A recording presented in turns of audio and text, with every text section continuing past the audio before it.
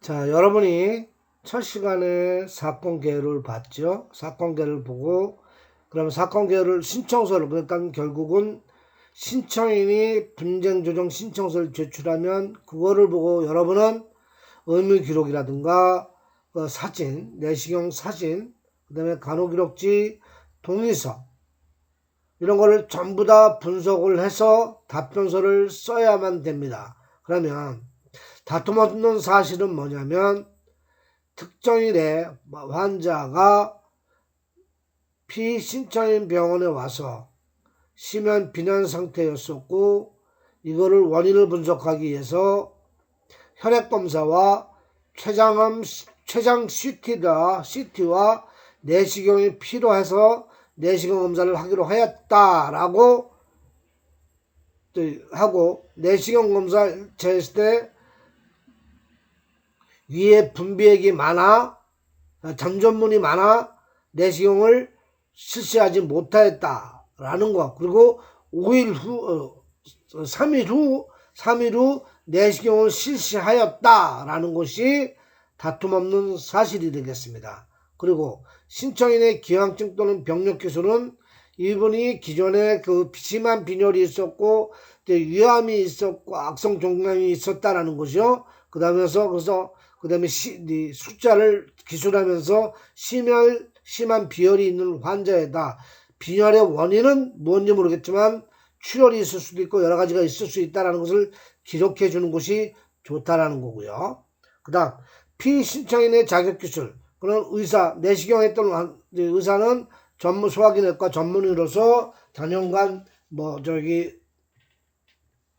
내시경을 예를 들어서 몇만 예를 시행했던 의사였고 동성한 간호사는 본원 내시경실에서 5년 동안 아니면 6년 동안 내시경만 전담을 하는 간호사였다는 것을 기록을 해주면 되겠습니다. 그 다음에 진료 및 처치 당시의 상황 기술은 이분은 특별하게 이상 증세가 없었고 내시경 및 조직검사 동의서를 받았고 보호자에게 설명을 했고 그래서 이 내시경 했을 때 아무 문제 없이 조직에 5군데의 조직을 떼어내서 에피네프린을 뿌려가지고 스프레이를 뿌려서 지혈을 시킨 다음에 경과관찰 5분 이상 한 다음에 아무 문제가 없어서 내시경을 종료하였고 환자에게 설명하고 이장약을 줘서 기가 조치하였다라는 것을 쓰면 되겠고요. 그 다음에 설명 및 주의무의 실행 여부는 지금 이 얘기 합병증 그런 조직동의서나 내시경 동의서나 조직동의서에서 충분히 설명을 했다 이렇게 주장을 하면 되는 거고요. 신청인 주장에 대한 답변은 신청인이 뭘 주장했죠? 항혈소 반제인 아스피린 복용을 그거를 중단하지 않고 내시경을 함으로써 과다 출혈로 사망했다라고 했는데 그거는 아까 신청인이 준 답변은 아까 했듯이 내시경 학회라든가 국내 국외 내시경 학회에서 지금 항혈소 반제 아스피린의 복용을 중단하지 않는다는 권고 사항이 있다면 그걸 찾아서 첨부를 함으로써 신청인의 주장은 이유 없다라는 식으로 답변을 하면 되겠습니다. 그럼 말로 결론적으로 의료적으로 잘잘못을 이거 써주고 안타깝게지만 이장관 출혈로 사망하게 된 것 대단히 죄송하지만 어쩔 수 없는 상황으로서 의사는 최선을 다했다라는 식으로 답변서를 쓰면 된다라는 겁니다. 그렇게 해서 제출을 하면 되겠습니다. 이제 여러분들이 쓴 답변서가 분쟁조정위원회에 가서 분쟁조정위원회에서는 그 답변서를 보고 신청인의 신청서와 같이 감정부로 서류를 넘깁니다. 모든 의무기록이라든가 동의서라든가 사진을 전부 다 감정부로 넘겼죠. 그럼 감정부로 넘어가면 감정부에서 감정을 합니다. 감정의 요지를 살펴보도록 하겠습니다. 망인은 죽은 환자는 상부 이장관 통증과 함께 체중이 감소하였고 식욕저하 등으로 원인 감별 진단을 위하여 피신청인 병원을 내원하였고 위 내시경 검사와 조직 검사는 필요한 선택이라고 판단된다. 이거는 다툼 없는 사실에 이미 기재가 됐겠죠. 판단된다. 5군데의 조직검사 시행 후 에피네프린 스프레이로 3차례 지혈한 뒤 내시경을 종료한 점을 고려하면 전반적인 검사 과정에 부적절함은 없는 것으로 사례된다. 여기서 중요한 겁니다. 5군데의 조직검사라는 것은 위 5군데입니다. 5군데의 조직을 떼어냈다는 거죠. 그러면 피가 생사리를 뜯어내면 피가 나오겠죠. 그것이 그 피롤이 5군데에서 난 거고, 그 지혈을 위해서 에피네프린이라는 지혈제를 스프레이로 칙칙칙칙 뿌려가지고 지혈을 했다라는 겁니다. 네, 거기까지가 내 조직검사 처음 형태예요. 부적절하면 없는 것으로 사라졌는데, 당연히 지혈제를 뿌림으로써 거기까지는 현재까지 이상이 없습니다. 그 다음, 현재 소화기 내과적으로 병원마다 방침이 다르지만 국내 및 국외 내시경 가이드라인에서는 진단 내시경 시 조직검사 유무에 관계없이 아스피린이나 최근의 항응고제 중단이 필요 없다고 권고하고 있다. 이 얘기 뭐냐면, 이미 아까 얘기했죠. 내시경 할 때는 항응고제 아스피린 먹는 걸 중단할 필요 없다라고 권고하고 있다라는 거죠. 그러니까 이미 그 자료가 있다라는 겁니다. 자료를 제출을 했겠죠, 병원에서. 그렇지만 한마디 현재 소화기 내과적으로 병원마다 방침이 다르지만, 이 얘기는 뭐냐면 이 병원은 아스피린을 끊고 오라고 할 수도 있고, 이 병원은 아스피린을 끊지 상관없다고 하는 병원도 있을 수가 있다라는 겁니다. 그렇지만 국제나 국외 학회적으로는 아스피린은 굳이 중단하지 않고 그냥 먹어도 상관없다고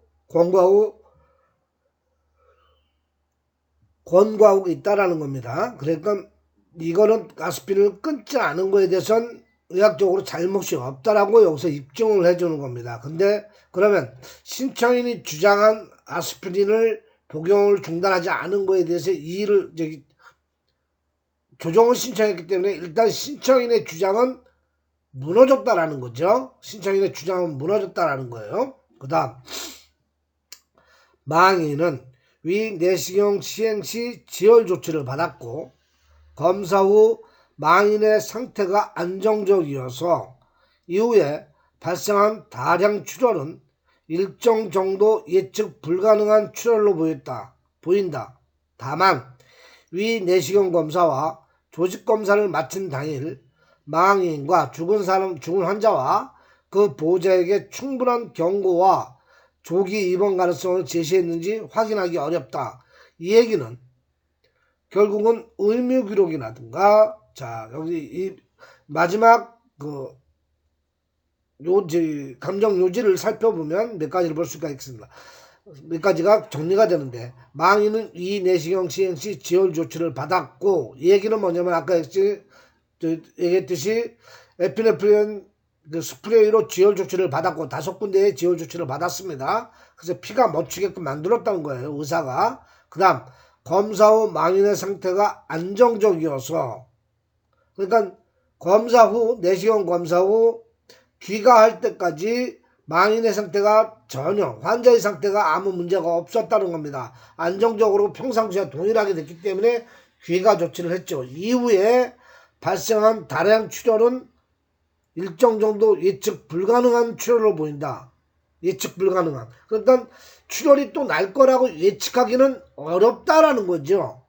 그렇지만 의사이기 때문에 반드시 경고를 해야 된다는 겁니다. 흑변을 본다든가, 그러니까 출혈이 나면 이 변이 흑색으로 변합니다. 그래서 흑변이 난다든가, 아니면 속이 너무 아프다든가, 그러면 바로 저희 병원에 전화하시든지 병원 응급실을 통해서 입원하시고 경과부충치를 보셔야 됩니다 라고 설명을 했어야 되는데, 그 설명을 의사기록지나 간호기록지에 기록이 됐느냐를 보는 겁니다.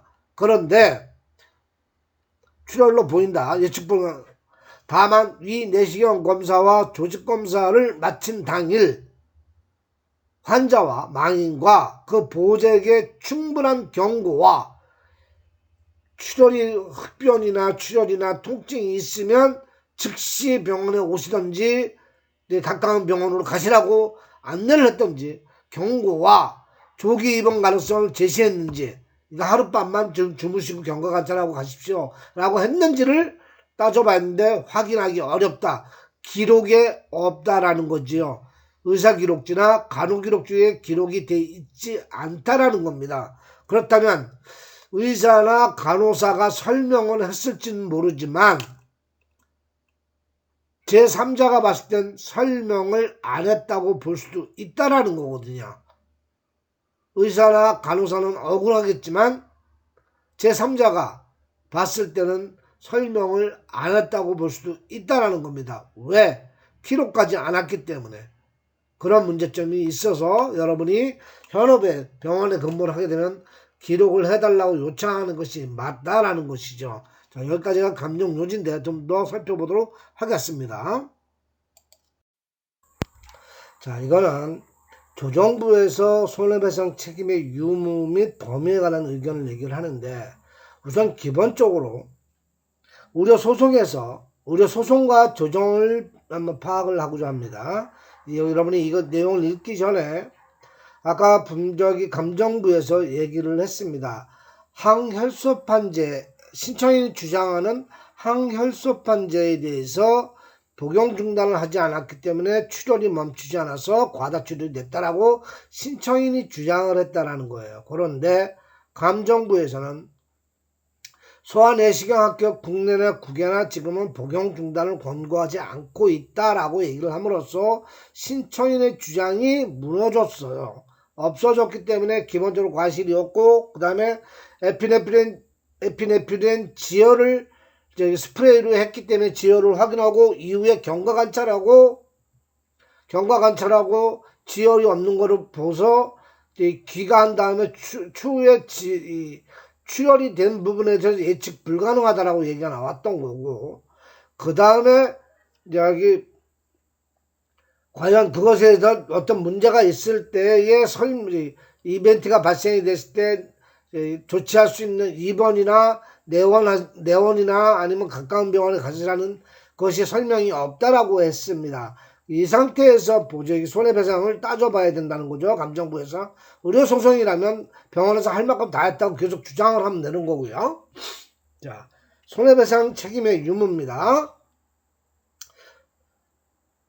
이 내시경 검사상의 과실 유무를 한번 살펴보겠습니다. 망인은 죽은 환자는 위 내시경 검사 과정상 위 체부에 거대한 개양성 종괴가 보이고 이 종괴라는 것은 덩어리가 보인다는 겁니다. 표면에 이렇게 나오는 거죠. 종괴가 보이고 악성 질환이 의심되는 소견이 확인되어 조직검사가 필요한 상황이었고 이에 피신청인 병원 의료진은 조직검사 후 출혈을 예방하기 위한 에피네프린 스프레이 조치를 하였으며 이건 지혈제입니다. 하였으며 마지막 조직검사 후 5분 이상 병변 관찰 및 뛰어난 부분을 관찰했다는 거 5분 이상 출혈이 되는지 지혈이 되는지 병변 관찰 및 출혈 지속 여부를 조사하여 지혈되었음을 확인한 후 검사를 종료한 점을 고려하면 위 내시경 검사 과정에서 피신청인 병원에 과실이 있다고 보기 어렵다. 그러니까 내시경의 지혈 과정에서는 문제가 없다라고 본 거예요. 전혀 여기는.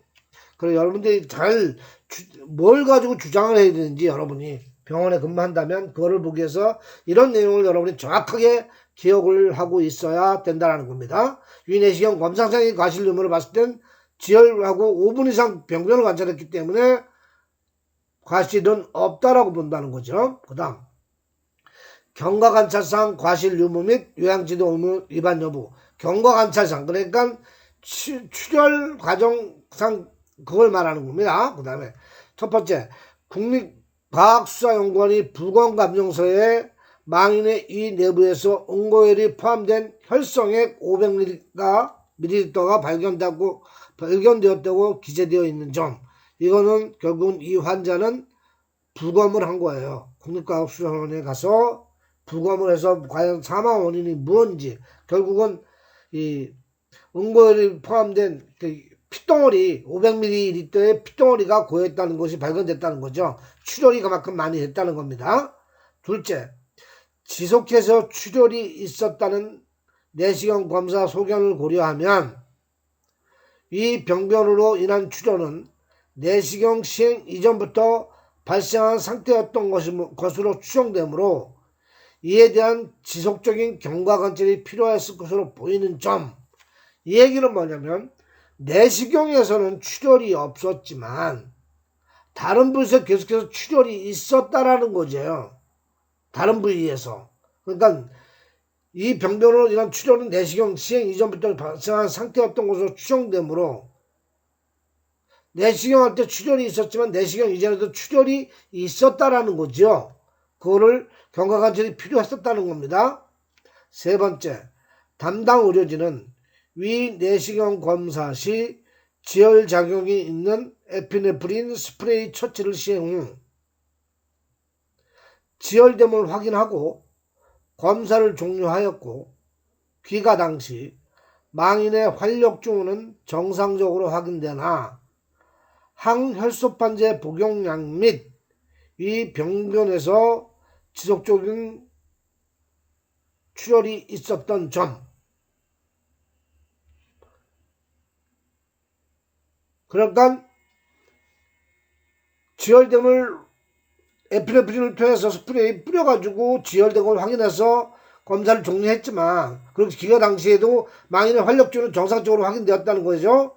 근데 항혈소판제 복용력, 그러니까 아스피린을 계속 먹었던 상태였고 이 병변에서 지속적으로 출혈이 있었던 내시경 이전부터 출혈이 있었던 점을 감안을 했었어야 된다라는 거죠. 근데 의사는 분명히 내시경 할 때 출혈이 있었지만 그것도 더 출혈이 될지 안 될지 경과관찰을 봤어요. 근데 5분 동안 봤을 때 피가 안 나왔다는 게 중요한 겁니다. 자, 그렇게 하고 지금 여기서 차이가 그 차이입니다. 계속해서 한번 보도록 하겠습니다. 자, 경과관찰 및 요양지도 설명 의무에 대해서 계속 살펴보도록 하겠습니다. 네 번째로 혈색소 수치 등이 저하되어 있는 등 심한 빈혈 상태였던 점 등을 고려하면 이 얘기는 뭐냐면 우리 오늘 첫 시간에 이 환자의 상태, 진료 상태 계열을 보면 수치를 얘기해줬고 심한 빈혈 상태였던 것을 얘기했습니다. 그러니까 백혈구가 8190 입방밀이고 혈소판이 24만 3천이라는 거거든요. 그래서 이 수치는 심한 빈혈 상태라고 우리가 알아봤습니다. 혈색소가 7.6g이었고요.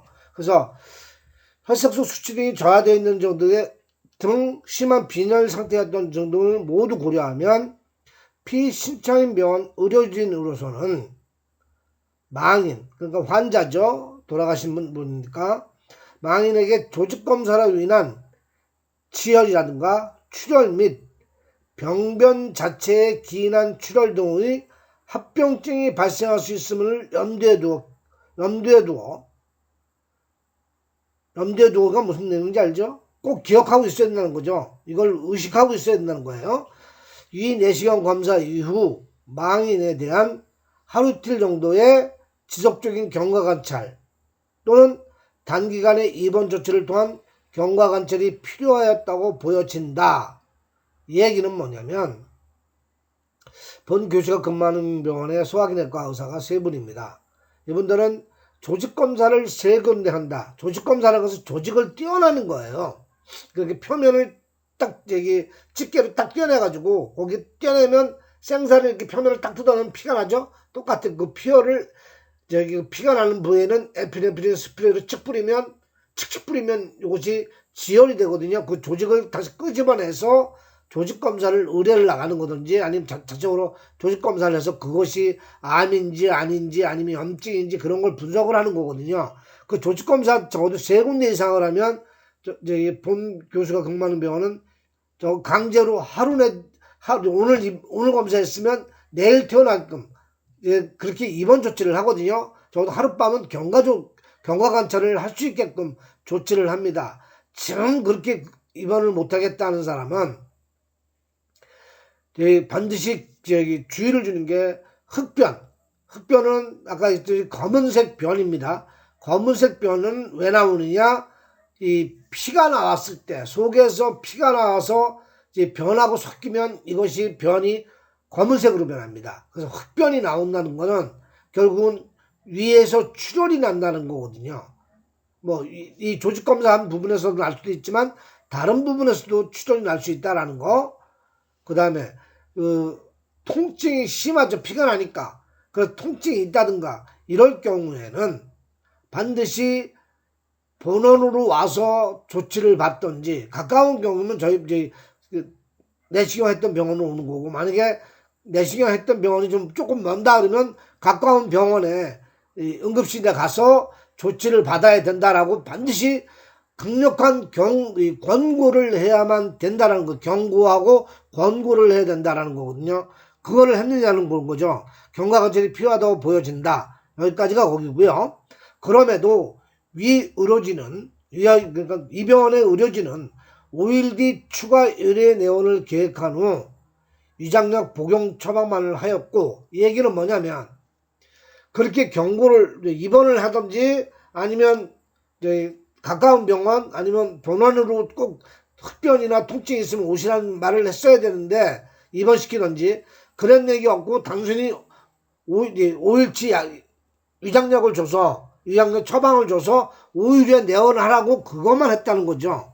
그래서 복용 처방만을 하였고, 퇴원 시 망인에게 적어도 혈변 등의 출혈 관련 증상을 보이면 급히 내원하여야 한다는 등의 요양지도를 했어야 하나, 교수가 얘기했듯이 당연히 그 얘기를 경고를 해주고 지도를 해줬어야 하나 이마저도 게을리하여 안 했다는 거예요. 게을리했다는 건 자택에서 요양주인이 망인의 지속적인 유출혈로 인한 저혈량 속구로 사망하게 되었다고 판단된다. 이 양반이 그런 얘기 못 들었으니까 그냥 집에서 그냥 있는 거예요. 아파도 아픈가 보다 하고, 기존에 이 사람이 위암도 있었고 췌장암도 의증도 있었고 그렇기 때문에 당연히 속이 아프지. 이렇게 연세가 드신 분이니까 70대의 그 남자고 그러니까 그냥 참고 있다 보니까 계속해서 출혈해서 부검상 500ml의 피덩어리가 있었다라는 거거든요. 그래서 사망하게 이뤘다고 보는 거죠. 자, 이것이 경과관찰 주의하고 요양지도에 주의문을 했느냐 그 판단을 하는 거고요. 마지막으로 이제 설명 의무 위반 여부를 보도록 하겠습니다. 위 내시경 검사 시행 전 위 내시경 검사 동의서 및 조직검사 동의서를 통하여 시술 방법, 검사로 발생할 수 있는 합병증에 대한 설명이 이루어졌고, 설명은 다 했네. 동의서가 있네요. 검사 동의서도 받았고 조직검사 동의서도 받았다는 겁니다. 그래서 거기에 설명을 다 했다는 거죠. 거기 써 있으니까 설명이 이루어졌고, 출혈에 대한 설명이 기재되어 있으면 확인되나 설명하는 것이 환자의 심신에 중대한 나쁜 영향을 미칠 것이 명백하다는 사유로 망인의 자녀인 신청인이 이 동의서에 서명하였는데 망인 본인에게는 그와 같은 설명을 하지 않은 사실이 인정된다라고 되어 있습니다. 자, 이 얘기는 뭐냐면 내시경 동의서하고 조직검사 동의서는 받았어요. 받기는. 누구한테 받았느냐? 보호자한테 받은 겁니다. 아들이나 딸이죠. 그러니까 동의서를 받은 건 결국 자녀이니까 아들이나 딸한테 받은 거고 환자한테는 안 받았습니다. 자, 환자한테 안 받아도 되는 때는 언제냐면 환자가 의식이 없거나 환자가 치매종으로 자기 결정권을 발휘하지 못할 때는 보호자한테 받아도 법적으로 문제가 없습니다. 근데 본인이 의식이 있고 본인이 다 생각에 아무 문제가 없을 때는 반드시 환자한테 동의서를 받아야 된다라는 겁니다. 이거는 여러분이 꼭 기억을 해야 됩니다. 모든 결정권은 환자 본인에게 있다는 거. 의식이 있을 경우, 의식이 없거나 치매 이런 거로서 자기 결정권에 장애가 있을 경우는 보호자에게 동의를 받아도 문제가 없지만, 기본적으로 모든 동의는 환자 본인에게 받아야 된다는 걸 여러분이 꼭 기억을 해 주셨으면 좋겠습니다. 그래서 이 본 사건의 경우 동의서는 자녀에게 받았다는 겁니다. 환자에게 받지 않음으로써 자기 결정권을 침해당했다는 거예요. 그렇게 여러분 일단 기억을 해 두시고요. 두 번째, 검사 당시 성년인 망인이 어른입니다. 어른인 환자가 신체적, 정신적으로 의사의 설명을 듣고 자기 결정권을 행사할 수 있는 상태에 있지 않았다거나, 그러니까 행사할 수 있는 상태가 아니라는 것은 뭐냐면 치매나 의식이 없거나 그런 건데, 않았다거나 피신청인 병원 의료진의 설명을 전해들은 신청인으로부터 다시 담당 의료진의 설명 내용을 충실히 전해 듣고 자기 결정권을 행사했다고 볼 증거가 없는 이상 신청인에게 이와 같은 설명을 한 것만으로 망인에 대한 설명 의무를 이행하였다고 보기 어렵다. 결국 이 얘기는 뭐냐면 자녀에게 설명하고 환자한테 설명을 안 했다는 겁니다. 출혈이 나면 어떻게 됐고, 어떻게 조직검사를 어떻게 할 것이고, 내시경은 어떻게 하고, 내시경 중에 뭐가 있어서 조직을 떼어낼 수도 있고, 조직이 떼어내면 출혈이 일어날 수도 있고, 출혈이면 어떻게 지혈제를 써서 지혈을 하지만 지혈을 하고 나서 지켜보다 이상이 없으면 돌아가셔도 되는데, 만약에 지금 조직검사에서 출혈이 나타날 수 있으니까 하루나 이틀 정도 입원을 하시길 바랍니다. 만약에 그렇게 설명을 하길 바라고, 그 다음에 만약에 환자가 집에 가길 원하면 집에 가셨을 때 출혈이 되면 흑변이 나온다든가 통증이 있으면 즉시 참지 마시고 즉시 병원에 연락하시던지 응급실을 통해서 입원을 하시라고, 아니면 가까운 병원을 가시라고 설명을 환자한테 했어야 된다라는 겁니다. 근데 그거를 안 했다는 거죠.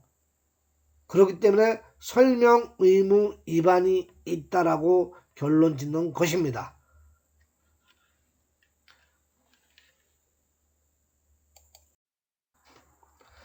자, 계속해서 설명 의무 위반을 또 알아보겠습니다. 따라서 피신청인 병원 의료진은 망인에 대한 설명 의무를 게을리함으로써 위 내시경 검사를 받을지 여부를 결정할 망인, 환자 본인 말하는 겁니다. 망인의 자기 결정권을 침해하였다고 할 것이다 라고 이 조정부는 얘기를 한 겁니다. 그러니까 환자한테 설명 안 한 잘못이 크다라는 거죠. 환자가 그걸 들었으면 내가 나 안 할래 할 수도 있고 할래 할 수도 있는데 자유자가 그걸 안 했다는 겁니다. 그리고 또 보호자인 자녀가 그 설명을 들었으면 환자한테 가서 설명을 하게끔 했어야 되는데 그것도 얘기를 전달해 주라는 말을 안 했다는 거거든요. 그렇기 때문에 설명 의무 위반에 해당이 된다는 겁니다. 그래서 소결은 설명 의무에 대한 소견입니다. 따라서 피신청인 병원 의료진의 사용자인 피신청인은 담당 의료진의 위 내시경 검사 후 경과관찰상 과실 및 요양지도 의무 위반, 설명 의무 위반에 따른 손해를 망인 및 그의 상속인인 신청인들에게 배상할 책임이 있다라고 결론이 나왔습니다. 뭐냐면 경과관찰상 과실은 뭐죠? 이분이 의료진이 환자에게 조직검사한 5부위는 지혈제인 에피네프린을 뿌려서 지혈을 경과관찰을 했지만 그 다음에 이 사람이 기속적으로 출혈이 있음으로써 심한 빈혈이 됐던 환자였다는 거죠. 그러니까 어딘가에서 출혈이 계속해서 있었던 환자이기 때문에 경과관찰을 반드시 했었어야 되는데 안 한 잘못이 있고, 이거는 입원을 하게끔, 입원을 해서 경과관찰을 해야만 되는데 안 한 것이 경과관찰상 과실이고, 요양지도 의무 위반이라는 것은 아까 했듯이 이 귀가한 다음에 위출혈이 발생됐을 때 증상과 통증일 경우 반드시 병원에 연락해야 되고 아니면 가까운 병원에 가라는 설명을 안 했다는 거죠. 그게 요양지도 의무 위반이고, 설명 위반은 뭐냐면 좀 전에 얘기했듯이 보호자인 자녀들에게 설명을 했지만 그거를 보호자가 다시 환자한테 설명하게끔 반드시 설명하게끔 지도를 했다든지 아니면 환자에게 직접적으로 설명을 함으로써 환자가 자기 결정권을 행사할 수 있게끔 했어야 되는데 안 했다라는 거거든요. 이 얘기는 결국은 내시경 동의서나 조직검사 동의서에다가 환자가 직접 서명을 하면 되는데 보호자가 서명을 했기 때문에 이런 문제가 위반 문제가 발생된다는 겁니다. 그러니까 이걸 하나의 사건으로만 여러분을 보는 것이 아니라 사건을 해결이 되면 이 사건을 가지고 여러분이 병원에 근무를 하면 어떤 것을 개선해야 되는지 그거를 파악을 하는 것이 중요하다는 겁니다. 결국은 그래서 반면교사로 삼아서 잘못된 거는 시정을 해서 이 똑같은 일이 반복되지 않아야 된다는 겁니다. 이 내시경은 아까 말씀드렸듯이 전 국민이 40대 이상은 다 내시경을 건강검진으로 내시경이 들어가기 때문에 너무나 빈번하게 내시경이 이루어지고 있어요. 근데 너무나 소홀해, 너무 흔하고 쉽게 하다 보니까 이런 설명을 잘 안 한다는 거거든요, 의사들이. 근데 의사들이 설명 안 하면 누가 해드니? 간호사가 설명을 해서 환자에게 반드시 동의서를 받아야 된다는 겁니다. 근데 이거를 너무 자주 일어나는 일이다 보니까, 그러니까 내시경이 너무 흔하게 하다 보니까 소홀히 하기 때문에 가끔가다 이런 문제가 발생이 되면 꼼짝없이 의료기관이 당할 수 있다는 거. 그 여러분이 현업에 만약에 취업이 되면 내시경이 행정을 담당한다면 동의서에 반드시 환자가 서명을 하고 설명 들었음 동의함 이렇게 직접 자필로 쓰고 또 이름 쓰고 설명을 하게끔 해야 되는데 그것도 바쁘다 보니까 그냥 이름만 쓰고 서명을 하게끔 해요. 근데 여러분 한번 은행에 가서 한번 혹시 대출을 받아봤는지 몰라도 대출을 하다 보면 7, 8장을 다 넘기면서 설명 들었음 이름 쓰고 설명, 그 다음에 또 밑에 가서 설명 들었음 이름 쓰고 설명. 왜? 아쉬운 건 돈을 꾸는 사람이 아쉽거든요. 그럼 그거 다 하는 거예요. 역시 마찬가지로 병원에서도 환자는 의사가 하라면 할 수밖에 없어요. 내시경을 하라면. 그럼 내시경을 하라면 할 수밖에 없는데 설명은 간단하게 해주고 설명을 해주고 기록만 해놓으면 그것이 결국 이렇게 어떤 사고가 나더라도 이 귀착 사유가 면책이 된다라는 거죠. 여러분은 그걸 꼭 기억을 해 주셨으면 좋겠습니다. 이렇게 오늘 이 교시를 좀 길게 한 이유는 사실상 3교시는 간단하게 손해배상의 그 책임 유무를 처리 결과를 한번 살펴보는 거로 끝나기 때문에 간단하게 수업을 끝내려고 이 시간에 이 손해배상 유무, 손해배상이 어떤 잘못이 있는지, 그 다음에 어디까지 손해배상을 해야 되는지, 그 범위에 대한 의견을 얘기한 겁니다. 그러니까 이 환자에 대해서는 경과관찰에 대한 안 했다는 거, 그 사람이 심한 빈혈 환자인데 출혈이 있었을 것이다라고 염두에 두고 경과관찰을 더 했어야 되는데 그거하고 그 다음에 출혈이 일어났을 때 어떻게 어떻게 환자가 행동해야 되는지를 설명을 안 한 거, 그것이 이제 요양지도 의무 위반, 그 다음에 환자 본인에게 그러한 그 위험성이라든가 합병증 유무에 대해서 설명하는 책임이 손해배상 책임에 들어간다라고 볼 수 있다라는 것입니다. 잠시 쉬었다가 3교시를 하겠습니다.